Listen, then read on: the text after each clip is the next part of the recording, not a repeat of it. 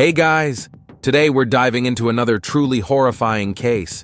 If you want to support my channel, make sure to subscribe and stay active. It really helps me out. I'd be super grateful for that. Let's get started. On May 18th, 2022, 27-year-old Shraddha Walcar suddenly stopped communicating.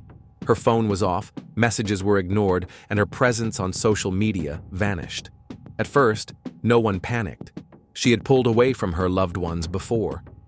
But as time passed and the silence stretched on, concern grew. There were no calls, no texts, not even a brief message to ease anyone's mind. What seemed like just another quiet spell turned into something much more serious. It marked the beginning of an investigation that would uncover one of the most disturbing cases in recent years. A story that started with romance and spiraled into a shocking nightmare. Shrada was born in 1995 in Vasai, a city in the Indian state of Maharashtra, into a Hindu family. Her early life was marked by inner turmoil. Her parents separated when she was still young. Her mother, Suman Walcar, remained her main support system, while her father, Vikas, and older brother, Shrija, grew distant. Eventually, the family moved to Palghar in hopes of finding a more stable life, but the tension at home never really eased. Shrada grew up quiet, but strong-willed. In school, she didn't seek attention, but she had a firm sense of right and wrong. The arts, especially theater, became her sanctuary. After graduating, she didn't stay in Palghar. Her mother had no objections. Suman understood that her daughter needed more than a small town could offer. Her father, on the other hand, saw her leaving as disobedience. In 2018, Shrada moved to Mumbai, a city full of possibilities, and, in her eyes, a fresh start. Meanwhile, in another part of the same state, Aftab Amin Poonawalla was building his own life. Raised in a middle-income Muslim family, Aftab had a strict father who insisted he pursue education in a big city. Aftab agreed without much resistance. He was ambitious, polite, and had a mind geared toward analysis. From a young age, he was drawn to psychology and quickly adjusted to city life. He spent a lot of time online, especially on dating apps and social media. His relationships were casual and short-lived. Aftab saw himself as self-sufficient, avoiding emotional closeness, but also wanting control over those he got close to. He remained emotionally distant, even with those in his inner circle. After moving to Mumbai, Shrada got a job at a call center in the Malad neighborhood. Just a few weeks into her new life, she met Aftab there. She didn't know at first that they were both originally from Vasai and had even gone to nearby schools. That shared background eventually came up and helped spark their first conversation.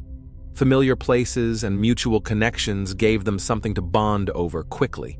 Shrada was looking for simple human connection. Starting fresh in a new city had left her feeling isolated. Aftab wasn't particularly outgoing, but he responded to her attempts to connect. They started off casually, chatting during breaks, talking about work, and running into each other after shifts. As time passed, they spent more time together, sharing numbers, going for walks, grabbing lunch. Things moved fast, but felt easy. Within just a few weeks, Aftab suggested they move in together. He framed it as practical. Rent in Mumbai was expensive, and they were already spending most of their time together. It made sense, he said, to share a place and split the cost. Shrada didn't see a reason to say no. She had just started earning and saving money, so the offer seemed reasonable. They found a place not far from their office. Living together started off without major issues. Shrada kept her job and worked to make the apartment feel like home. On social media, everything looked normal. Photos from outings, cute stories from coffee shops, everything painted a picture of a happy couple. Her friends and co-workers thought things were going well. She never complained. In fact, she often praised Aftab, calling him calm, grounded, and someone who didn't like conflict. But over time, cracks began to show. Aftab started getting irritable, especially when boundaries came up. He didn't like it when Shrada texted friends for too long or stayed late at work. He would sometimes retreat into himself without explaining why. There were moments when he would abruptly end conversations or go silent for hours. At first, Shrada brushed it off, thinking it was just part of adjusting to life together. But the tension kept growing.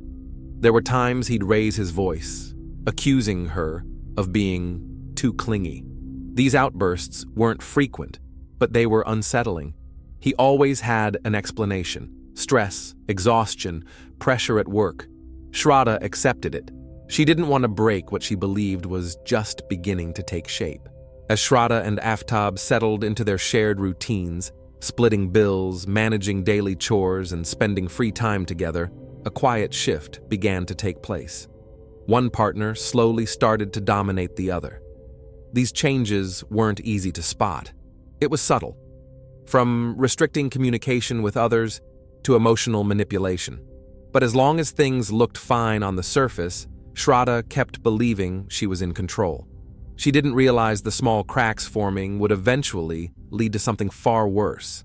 By early 2019, the relationship had moved into what seemed like a stable phase. They were still living together, and for Shrada, it felt like a serious commitment. At some point, she decided it was time to let her family know. Sharing the news about her interfaith relationship immediately triggered a strong reaction. Her mother, Shraddha Walcar, was the first to voice disapproval. She made it clear she couldn't accept Shraddha's choice, mainly because of the religious difference. Shraddha was Hindu, and Aftab came from a Muslim background. In their community, such relationships were often frowned upon, and Suman believed their family wouldn't be able to cope with it. Shrada stood her ground. She explained that she had made her decision carefully and that Aftab was someone she trusted. But the more she defended him, the more pressure her family applied. Eventually, her mother reached out to her father, Vikas Walcar, who had been distant for years. His response was even more severe. He demanded that she end the relationship and return home. The conversation ended with an ultimatum. The conflict became open and bitter. Shrada refused to give in. She felt her family was trying to control a life they no longer had a part in. She ignored their objections and even declared that she no longer considered herself part of the family. She cut all contact with her parents and brother, deleted them from messaging apps, blocked their numbers, and stopped answering calls. She dropped her last name in public and avoided discussing her family with coworkers or friends. The shift from emotional connection to complete isolation happened quickly. Her family tried to reconnect through mutual contacts, but Shrada stayed unresponsive. She no longer attended family events or joined in conversations. In her mind, Aftab was the only person she had. Everyone else was outside her circle of trust. Though she acted confidently, the emotional fallout was significant. She became entirely dependent on a relationship that she saw as her only anchor. In December 2019, something briefly shook her resolve. Her mother fell seriously ill. Despite the strained relationship, Suman reached out for what would be their last conversation. She begged Shrada to walk away from Aftab, to come home and start over. Her voice was filled not just with concern, but a deep sense of foreboding. Shrada listened quietly, thanked her for the concern, but stood firm. That was the last time they spoke. A month later, Suman passed away. Her mother's death was a turning point. Shrada's brother tried to reconnect, but she ignored him. In reality, the loss only deepened her dependence on Aftab. With her mother gone and no contact with the rest of her family, she was fully isolated. The only relationship left in her life lacked real support or stability, but she didn't see it that way. To her, Aftab was the one person who hadn't walked away. By early 2020, their life together in Mumbai had settled into a dull routine. Shrada kept working, and most of the daily expenses fell on her shoulders. Aftab spent more and more time at home, claiming he was going through a rough patch and wasn't able to find steady work. His habits changed too. He started regularly using recreational substances, ordered takeout frequently, and relied on Shrada's income. Over time, she had to dip into her savings just to cover their living costs. Things took another turn when Shrada found out Aftab was active on dating apps. It became obvious when she spotted a live profile on one of the platforms. She confronted him directly. His response was vague. He claimed it was an old account he had forgotten to deactivate. Later, when the issue came up again, he turned the blame on her. He said she was being paranoid and controlling, that her jealousy was suffocating him. His words made Shrada question herself. He was skilled at flipping arguments and using guilt to shut things down. After one of these episodes, Aftab deleted the app. But a few weeks later, Shrada found a new profile on a different phone. The explanation didn't change. It was just a glitch, a misunderstanding. To make up for it, he promised to change and spend more time with her. But those promises didn't last. A few months later, Shrada spotted him with another woman at a temporary job he had taken. The confrontation that followed led to another argument, and again, Aftab turned it around on her. The breaking point came one night when Aftab got a phone call. A woman's voice came through the speaker, clearly familiar and intimate. Shrada questioned him, but Aftab lost control. He began yelling, threw out insults, and grabbed her by the arms. This was the first instance of physical aggression. He apologized afterward, insisting it was just a one-time outburst and wouldn't happen again. Shrada told no one. Not friends, not co-workers. She pretended it never happened. But it didn't stop there. Incidents of aggression started happening more often. He would yell, shove her, grab her clothes. Sometimes it was triggered by a simple question, a poorly timed remark, or any attempt on her part to set boundaries. Shrada tried to rationalize it. She told herself he was under pressure, that he didn't know how to handle stress. He said he was just anxious and had trouble expressing emotions. And she kept believing it, because the alternative was far more terrifying. By that point, Shrada had almost no money left of her own. Everything she earned went toward rent, food, medicine, and basic needs. Even when Aftab did nothing to contribute, she kept making excuses for him. She believed she could help pull him out of this phase. All of this happened in complete isolation from the outside world. Shrada didn't share her problems or ask anyone for support. Over time, she began to lose her sense of direction and emotional grounding. This lifestyle became her new normal. Periods of silent tension would alternate with attempts to start fresh. And each time it seemed like things might be returning to normal, something would happen to remind her this wasn't a partnership. It was dependency. But Shrada wasn't ready to admit that yet. By mid-2022, their relationship was stuck in a downward spiral.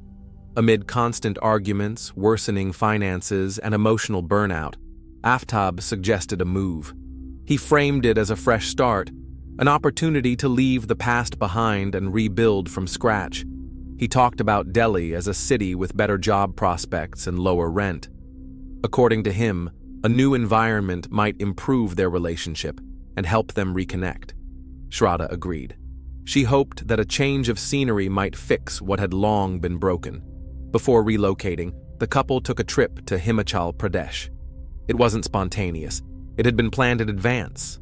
They shared photos of mountain views, light-hearted moments, and tourist spots. To their friends and followers, it looked like a happy chapter in their lives. Smiles, nature, a relaxed vibe. In reality, the trip was more of a breather from the growing tension back in Mumbai. Though they didn't have any major blow-ups during the journey, the underlying anxiety remained. After returning from Himachal, they began preparing for the move. Aftab took charge of most logistics. He contacted a mutual acquaintance already living in Delhi, who agreed to help them find a place. The first 2 nights in the new city, they stayed in a hotel. With help from their friend, they eventually rented a small 1-bedroom apartment in the Chhatarpur area. It was modest, but enough for 2, a ground-floor unit in a low-rise building with a small kitchen, a bathroom, and a balcony. Most importantly, it was affordable and didn't require much paperwork. The first few days in Delhi were calm. They set up the apartment, bought household items, hooked up basic utilities, and scoped out nearby shops. Shrada was hopeful that this new start would lead to a better version of them. They posted photos from local cafes, parks, and their new home. On social media, everything looked stable. These posts gave the illusion that everything was under control. None of Shrada's friends or old co-workers suspected that behind this fresh start, things hadn't changed at all. That sense of calm lasted exactly 9 days. That's how long the illusion of a new beginning, held before reality, shattered it. On the morning of May 18th, everything seemed normal. Shrada and Aftab went out for groceries, had lunch at home, and made dinner together in the evening. The mood in the apartment was quiet. No obvious signs of conflict. During dinner, they talked about everyday things, avoiding heavier topics. But afterward, the conversation drifted toward familiar territory, the future of their relationship. Once again, Shrada gently brought up the question of making things official. She wasn't being forceful. After 4 years together, she simply wanted clarity. But even mentioning commitment triggered Aftab. He shut down the conversation and accused her of pressuring him. The mood escalated. What started as a discussion turned into yelling, and the argument spiraled out of control. In the middle of the shouting, Aftab stood up, walked over to Shrada, and suddenly grabbed her by the neck. It happened in a split second, an impulsive, overwhelming reaction. He squeezed with such force that she lost consciousness within moments. Even after she stopped resisting, he kept his grip. Only when the apartment fell completely silent did he let go. By then, Shrada was no longer breathing. There was no panic. Aftab didn't scream or call for help. He checked her pulse, looked over her body, and realized what had happened. He sat in silence for several minutes, then he stood up, walked into the next room, and closed the door behind him.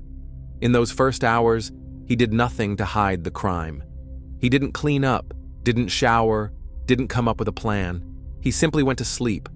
No signs of guilt, no fear, just a chilling, eerie calm. Shrada's body remained in the room until morning.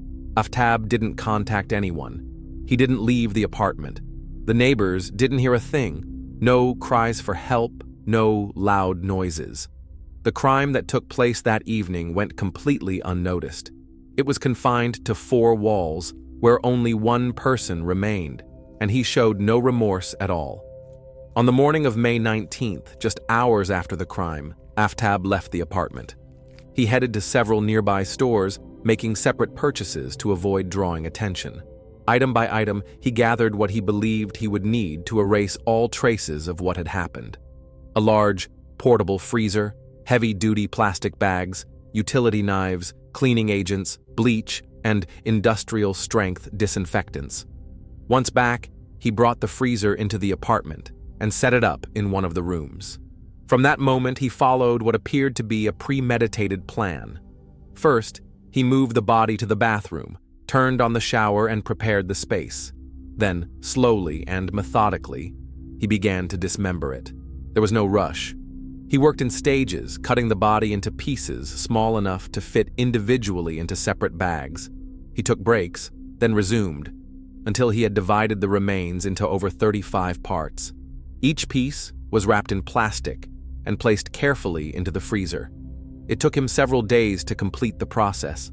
Some parts were stored on shelves, others in the bottom section normally used for frozen food. Alongside them, he kept regular groceries, packaged meat, dairy, drinks.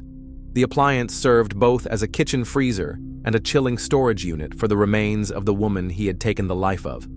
Throughout this time, he kept up his daily routine. He ordered food, used his phone, scrolled through social media. Outwardly, nothing had changed. The dismemberment process was physically demanding. At one point, while handling a lower limb, Aftab accidentally cut his hand. Later, he visited a nearby clinic and told the doctor he'd sliced himself while cutting fruit. The wound was stitched, bandaged, and he was sent on his way. No red flags raised. The final piece, the head, posed a particular challenge. Aftab didn't dispose of it with the others, fearing it could be used to identify the victim. Instead, he kept it separately in the same freezer, sealed in an isolated bag. It stayed there until early June. That was the last physical reminder of who she had been. By then, the other remains had become to him little more than anonymous objects, cataloged and stored. He didn't disinfect the apartment.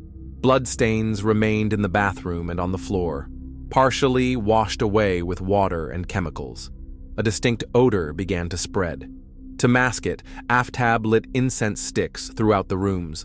Once the body had been dismembered, he moved to the next phase: disposal. He didn't try to get rid of everything at once.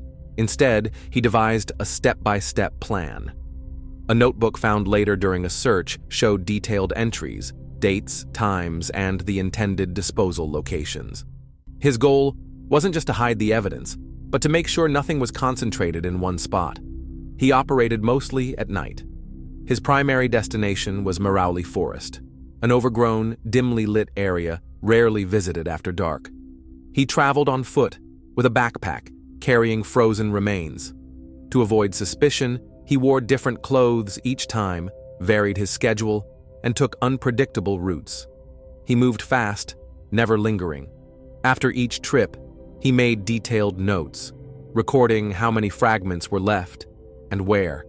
The summer heat and smell occasionally forced him to speed up the process. He buried some contents in shallow pits, others he hid in bushes or left near tree trunks. Neighbors occasionally noticed strange smells but didn't suspect anything. Aftab never allowed anyone inside, citing illness or work as excuses. The last step in his plan involved Shrada's head. He had saved its disposal for the final stage. In his notebook were specific instructions: where to go, when, and how to destroy it, including a date and the route to a secluded burn site. What began in Merauli became a ghost trail, a string of coldly executed steps stretching across different neighborhoods. It wasn't a frantic attempt to cover up a crime. It was a calculated, methodical sequence of actions spread over weeks. And all this time, Aftab kept living a reclusive, but outwardly calm life. As he began disposing of the remains, Aftab realized that Shrada's sudden disappearance might raise suspicions. To keep up the illusion that she was still alive, he started impersonating her online. He posted stories, responded to messages, and interacted with her friends through her phone, which he kept until June. Aftab responded to incoming WhatsApp messages by mimicking Shrada's texting style: short replies, emojis, and a noticeable avoidance of voice notes. When friends asked where she'd disappeared to, he'd say she had gone to Lahore for a few days or was simply too busy to talk. Sometimes he wouldn't reply right away to create the illusion she was just tied up. These tactics bought him several more weeks without raising alarm. At the same time, he used Shrada's smartphone for something else, transferring 54,000 rupees from her bank account into his own. The transaction was made through her mobile banking app and was traced to the IP address from their apartment. He used the money for rent, groceries, and daily expenses, acting as though her finances were now his to manage. By early June, after most of Shrada's remains had been disposed of, Aftab returned to Tinder. He created a new profile and started chatting with women, relying on his old formula: polite conversation, neutral topics, and feigned interest in psychology. Just a few days later, he invited one of them over. She came by that evening. They had dinner and spent the evening together at his place. At the time, Shrada's head was still in the freezer. Aftab told the guest he was single, new to the city, and kept things modest because he had just moved in. Later, the woman would say nothing seemed off. Naturally, she didn't open the freezer or ask too many questions. The apartment looked ordinary. Aftab had prepared carefully, cleaned up, lit incense, and made the place presentable. For her, it was just a casual meet-up. For him, it was a way to affirm that he could carry on like nothing had happened. Eventually, Aftab stopped pretending Shrada was still active online. That's when her absence began to stand out. At first, her family didn't see it as a red flag. They were used to her going silent for long stretches, especially after family disputes. She often withdrew during emotional lows. So, when she stopped responding in June, no one panicked. But as weeks passed, concern grew. Her phone stayed off, and there were no new posts on social media. Even the occasional "I'm alive" story updates had completely vanished. No replies, no likes. The only one still monitoring her online presence was her brother. He routinely checked her social media accounts, hoping for a sign, anything from a new photo to a reaction on someone else's post. But everything stayed quiet. Eventually, he started sending messages himself. "Are you okay? Where are you? Please, answer." He got no response. Shraddha's father, Vikas Walcar, initially stayed out of it. He assumed his daughter was ignoring the family again, maybe after another argument, maybe because of pressure. She'd disappeared from their lives before. But by August, his attitude shifted. He began reaching out to her former co-workers, trying to track her down. One of them confirmed she had moved to Delhi, but no one else could verify it. By September, it was clear that something was wrong. There was no activity on her bank accounts. Her phone was unreachable. She hadn't been seen or heard from in weeks. That's when her father began contacting police departments, first in Mumbai, then in Delhi. But for a long time, no official report was taken. Without a registered complaint or verified address, the system didn't process the case. It wasn't until November that Vikas Walcar went to the police station himself. He filed a missing persons report. In it, he explained that the last time he spoke to his daughter was in the spring, and that she hadn't made contact since. He provided photographs, phone numbers, and chat records. The report also mentioned that Shrada had been in a relationship with Aftab Poonawalla, and that they had previously lived together in Mumbai. That police report marked a turning point. Until then, Shrada's disappearance hadn't been treated as something requiring serious investigation. None of her friends had raised red flags. But now, nearly 6 months after the crime, her name officially entered the police system. By that point, most of the trail had already gone cold. Aftab had covered nearly every track, removed physical evidence, and wiped her digital presence. He was confident that after so much time, there would be no way to connect him to what had happened. When Shrada was officially listed as a missing person, authorities began with the basics, interviewing people who had last been in contact with her. Aftab Poonawalla immediately stood out. Records showed they had lived together. Neighbors confirmed they had seen them as a couple, but more recently, only Aftab had been spotted. That made him a person of interest. He showed up for the initial questioning with composure, calm, fluent in English, and projecting an image of an educated, reasonable man. Aftab claimed that Shrada had left him months ago, voluntarily. According to his version, she had decided to start over with someone new. He said he even helped her pack her things, wished her well, and never heard from her again. At first glance, his story seemed plausible. But soon, inconsistencies emerged. One of the earliest red flags came from a review of Shrada's phone records. From May 18th onward, Aftab hadn't made a single attempt to contact her, not one call or message. That raised questions. If she'd really just walked out of his life, why hadn't he checked in at least once? Even more troubling were the findings from her banking activity. Investigators discovered a money transfer of 54,000 rupees from Shrada's account to Aftab's after the date he claimed she had left. The transaction had been made through her phone from their shared apartment's IP address. This clearly indicated that both her device and her financial data had remained in Aftab's possession.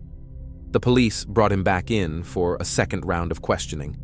This time, the tone shifted.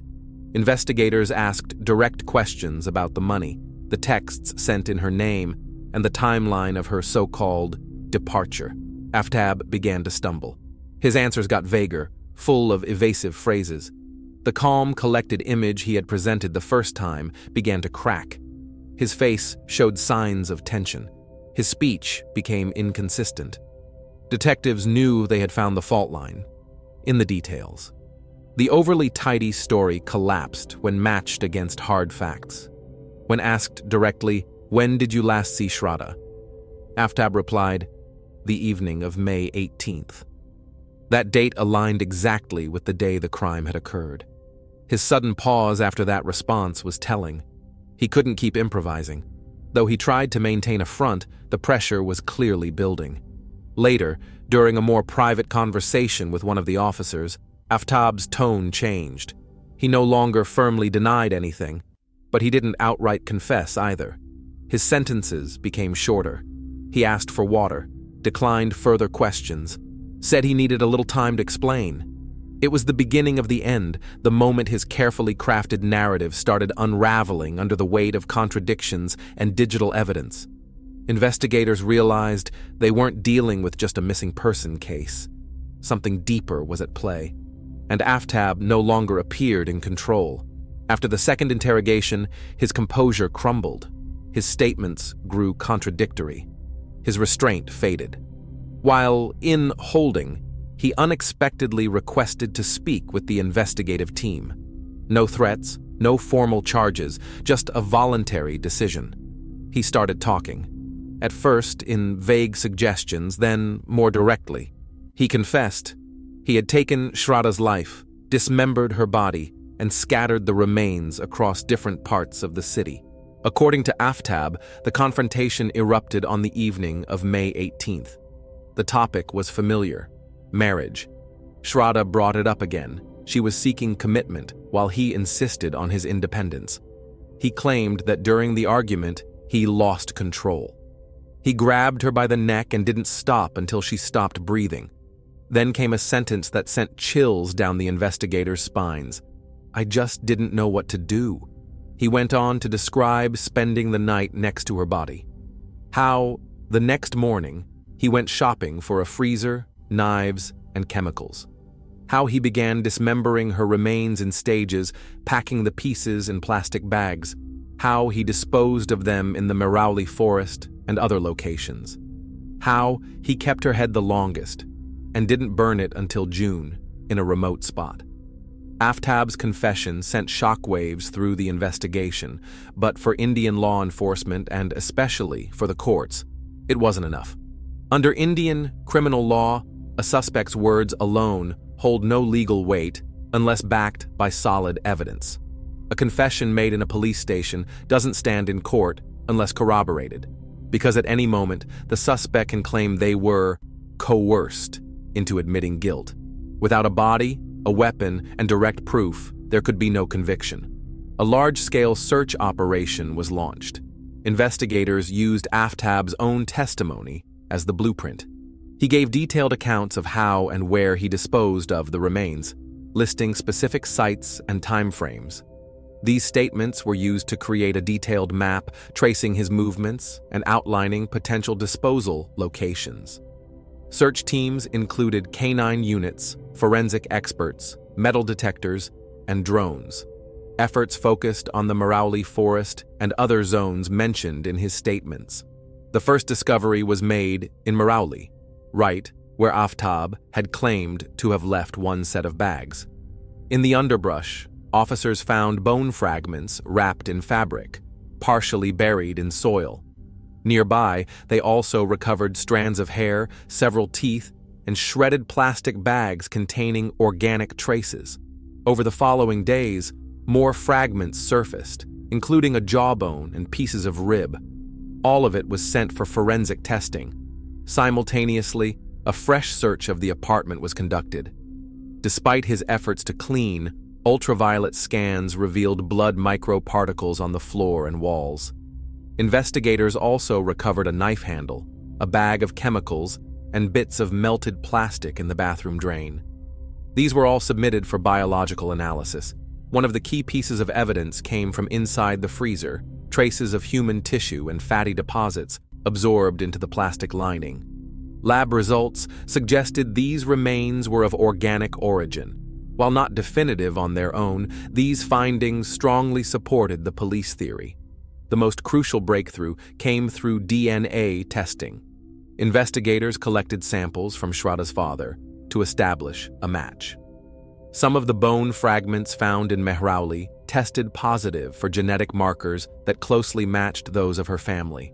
The same held true for the teeth and hair.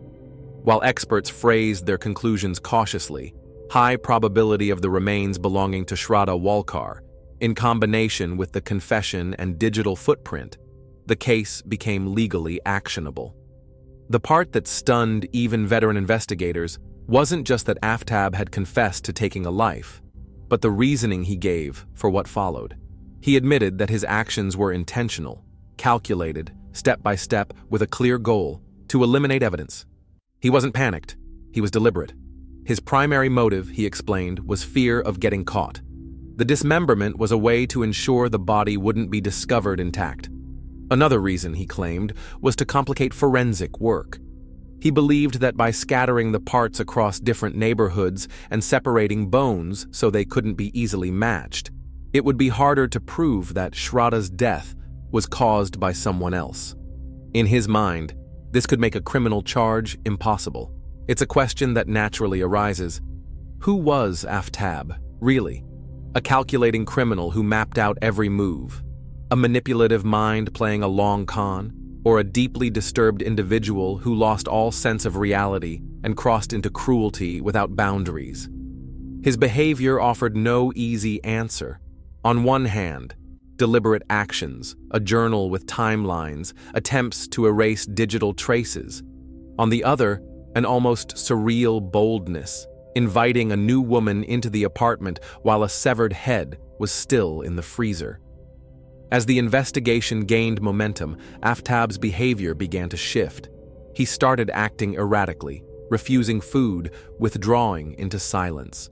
His demeanor in court changed drastically too. He appeared disheveled, muttered to himself, sometimes failed to respond when addressed. But it didn't come across as a breakdown. It felt like a performance.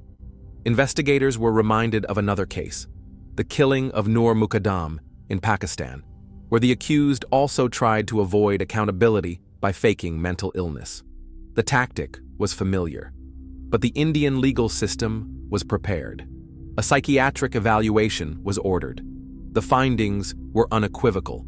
Aftab was mentally sound, fully aware of reality, and capable of understanding the consequences of his actions. No signs of schizophrenia, no evidence of a psychotic disorder. His attempt to play insane had failed. Still, the psychological profile painted by experts was deeply unsettling. High self-control, pronounced narcissism, lack of empathy, and a clear tendency toward manipulation. He wasn't unstable. He was coldly methodical. His actions stem not from illness, but from a calculated mindset. Eliminate the body. Eliminate the problem. Before the crime, Aftab hadn't displayed any obvious signs of mental disturbance. Among acquaintances, he was seen as quiet, but normal. He rarely opened up, kept a distance, and avoided deep relationships. At work and in daily life, he showed no outbursts of aggression that might have served as warning signs. But in his relationship with Shrada, it was a different story. There were signs of control, aggression, and emotional instability that she kept hidden from others. His behavior in the aftermath drew even more attention. For days, Aftab lived alongside Shrada's body, sleeping, eating, using the same fridge where he later stored her remains. Investigators asked, "You really ate from the same space where you kept her remains?" Aftab responded calmly, "I sealed it properly. There was no smell, no disgust, no remorse, no visible emotion." By the time of his arrest, law enforcement had gathered a solid body of evidence, digital and biological. His confession was supported by specific details, diary entries, routes he took, and the recovered remains. The public followed the case with rising anger. People weren't just demanding justice, they were calling for change, so that others suffering in controlling or aggressive relationships would be heard in time, so that parents, even after disagreements, wouldn't lose their daughters forever. Now, Shrada's family is waiting for trial, clinging to the hope that the truth they've believed all along will finally be acknowledged by the court. The long silence that once concealed a crime is no longer a shield. It has become one of the strongest indicators of guilt. As of April 4th, 2025, the trial is ongoing, though a verdict date has not yet been set. Thanks for watching, everyone. Your support means a lot to me, and you can help my channel grow by hitting that like button, dropping a comment, and sharing this video. Your engagement really makes a difference. See you soon.